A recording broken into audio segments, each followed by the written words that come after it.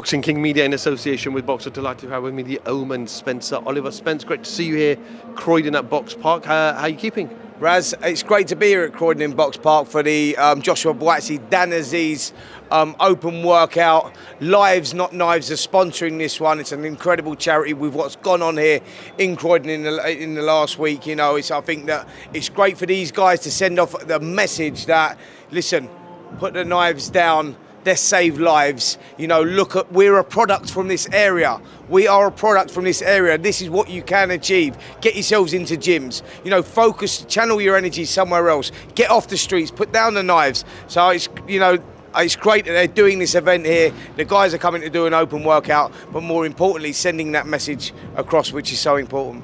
Yeah, how important is it? Obviously, our thoughts go out to the family of the young girl who tragically was murdered here. Yeah. But how important is it that we stay consistent with this message? Because as we've seen in the past, sometimes these events happen and we talk about it and then we forget. Yeah. But the important part is being consistent with our youth. Absolutely. Do you know what? Boxing is one of those sports, right, where it's probably the only sport where most of the kids that are involved in boxing come from tough backgrounds. They come from those council estates. They come from where this crime starts because they feel like they've got no future. They've got no, do you know what I mean? They've got no hope.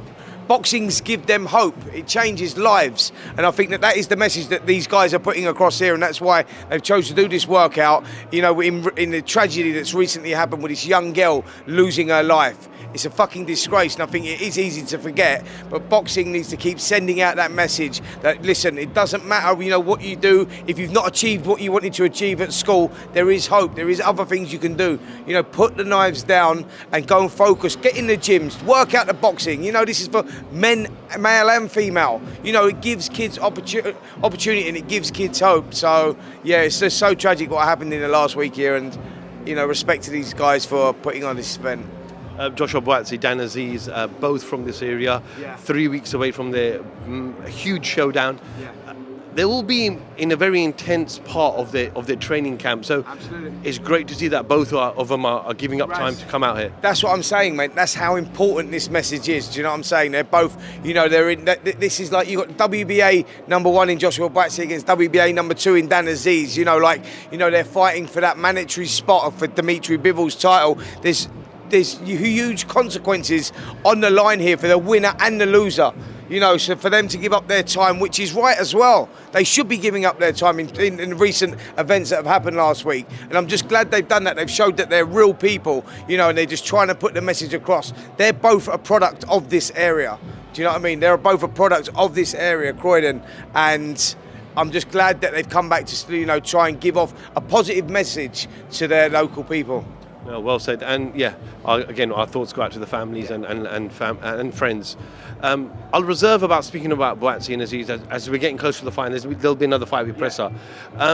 Just want to talk a little bit about boxing and how fighters can one day be a hero, and next day, like, they're literally a zero. And we saw that with Joyce, and I spoke to Fraser Clark over the weekend, and everyone I spoke to, Tony Belly made some comments, and you saw those comments, but everyone I spoke to were quite disappointed with those comments, and also just generally fans and other people in the industry making such remarks about fighters who put their lives on the line. Listen, Joyce come up against his bogeyman in Z Zang. Yeah, Zang went in there. Respect for him for taking that fight in the first place. We knew how dangerous Z Zang was when he beat Filip Hrgović out in Saudi Arabia but never got the result. You go, wow, he's a serious contender. He pushed Hrgović. Hrgović had to ask himself some questions. He had to bite down in that gum shield out there in Saudi, right? So you go, it was a high-risk, low-reward fight for Joyce, but he decided to take it whilst he's waiting for his opportunity. He's WBO interim champion. He's waiting for that opportunity to fight Alexander Usyk, who currently holds the belts. Filip Hrgović was next in line, so he says, well, I'll take this fight. Wow, why are you doing that? I thought you're mad anyway. The fight ended the way it did with the closed eye in the 6th round. Then he goes into the immediate rematch. That's old school stuff, do you know what I mean? You go, fair play, Joe, because you're putting it on the line here. And he went out there, Zhang sort of, you know, worked it out quite early. He set the trap with the left hand to the body and pinged him with a right hook over the top. But to say that, you know, without his durability and his strength, he's a British standard fighter, Southern area standard sort of fighter, is, yeah, that's very harsh. if I'm honest. Joe Joyce has proved that he's a quality operator. You know, he's an Olympic silver medalist, unlucky not to get the gold. He's won numerous titles as an amateur. Do you know what I mean? He's gone through everyone that he's been asked of in the professional ranks, apart from Z Zang. So, yeah, it's hard comments, mate. Like, there's a little bit more to Joe Joyce's game than just brute strength. You know, there must be for him to achieve what he's achieved. And it's not nice, is it? Because 1 minute you're talking about Joe Joyce being the next guy to challenge Tyson Fury. Could this be the guy after the Joseph Parker fight? Then he boxes Z Zang and you go, oh, well, he got all the weight wrong. It must have been the weight. He's coming at 18.2. For Joe Joyce, he was 19.3. He's coming too light and punch resistance wasn't there. Then he gets beat again. He's like, no, he's gone. He's crap. Punch resistance gone. Actually, he's no good. Yes, I think it's brutal because there's a little bit more to it than that. One guy's beat him. All right, so let's see how he comes back from that. You know, sometimes that makes the fighter. Z Zang had his number. Fair enough. He's not very good against southpaws. Zang was bigger than him and beat him at his own game. Let's see how he comes back, man. Don't write the guy off. Give him a chance. Massive news coming out of Queensbury Promotions. Saudi Arabia, Riyadh season kicks off in a couple of weeks. But most importantly, Fury USYK is officially signed. Like John Fury says, Tyson will say something at 10 o'clock in the morning and it will change at 2 o'clock. And he's been telling us for a while now he's not interested in Undisputed. He's not interested in anybody else. But the fight is happening. We get it. Listen, so everyone was massively disappointed with the Ngannou fight, and we thought Tyson Fury's holding up the division. He's getting a load of stick. He's getting a load of stick off the public, etc., etc. Then we say, you know what? I understand the business side of it. Tyson Fury's offered the likes of Anthony Joshua. The fight fell through, and then there was Andy Ruiz Jr. and Andy Ruiz Jr. outpriced himself with a stupid 20 million that he wanted from that fight. So you understand where Fury was from an event point of view. This is going to be huge. The crossover is going to be huge. The numbers are going to be huge. As a fight, it was a mismatch because you know that Anthony Joshua will beat. Tyson Fury will beat Ngannou easily.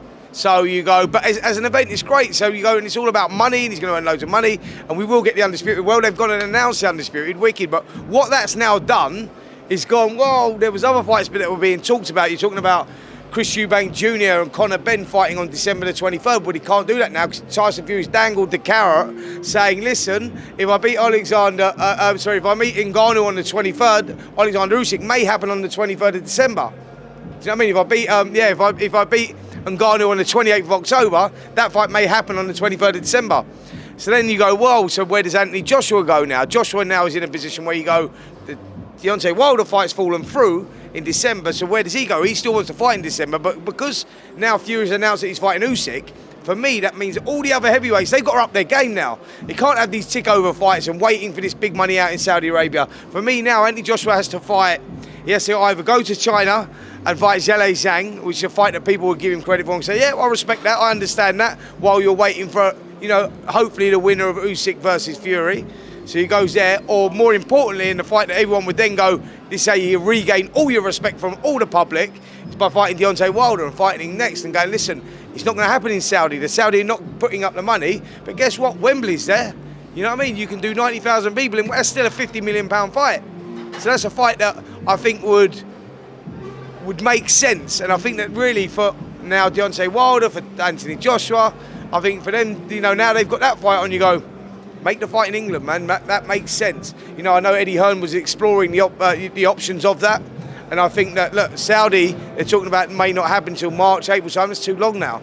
It's too long, man, because if Fury beats Ngannou, which we expect he will, right? Then you're talking about December the 21st has been mentioned, but guess what? It could happen at the end of Riyadh season, which is in March. So you know what I mean, like.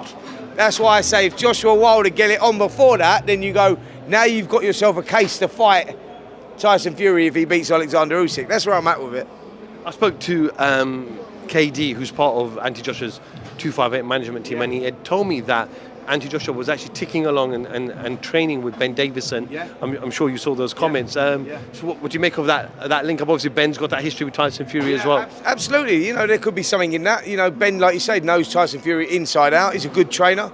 And Anthony Joshua's one of those guys that likes to go around training with loads of everyone. As you've seen, you know, he travelled around America. He trained with all the top trainers around in America. He's one of those guys like a sponge. He likes to take information off loads of people. That's the way he rolls. That's the way he operates. So It was no surprise to me that he's gone down to train with Ben Davison. May have gone down to, you know, pick his brain about certain stuff, or it may be an option that he's looking at. Joshua always needs to, he's always looking to improve himself, and he'll do that by jumping around trainers. A lot of people say, well, that's not right doing that. You're confusing yourself. Well, that's his character. That's what he likes to do. He's always done that. All right, Spence, I think we're going to get going here inside. Appreciate a little bit of your time, and you look forward to seeing you MC the event in a moment. I'm not MCing, mate. I'm going to let you know. So they've asked me to MC, and I've gone, whoa, this is not me, you know what I mean? I am not an MC. I'm not here for this. So I've had a word with Ben Shalom and said, look, mate, you better get someone else to do that, because... I've heard you say, like, let's get ready to rumble. You sound pretty decent. Listen, I'm pretty decent, mate, but it's for another time. Let's save it, Raz. Let's save it. Let's save it for when we do our own promotions. Big news coming soon when we do our own promotions. I'm going to dangle that carrot, baby. Thank you, mate.